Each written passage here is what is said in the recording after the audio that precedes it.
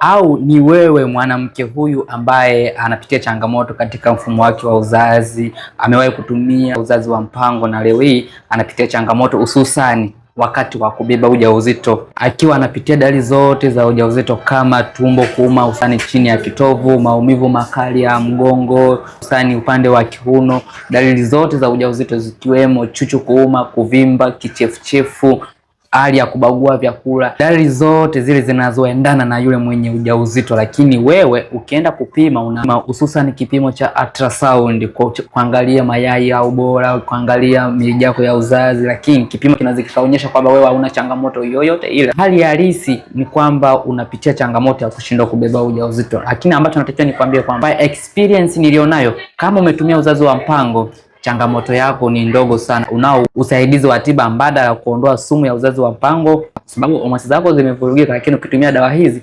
zitakusaidia kurudisha homoni zako zilizovurugika uweze kubeba ujauzito. Kama ni wewe unapitia changamoto hii, nipo kwa ajili ya kusaidia wewe kuondokana na changamoto hii uweze kubeba ujauzito. Basi usisahau kucomment changamoto yako, vile vile usisahau kushare na kufollow account hii kwa mafunzo zaidi.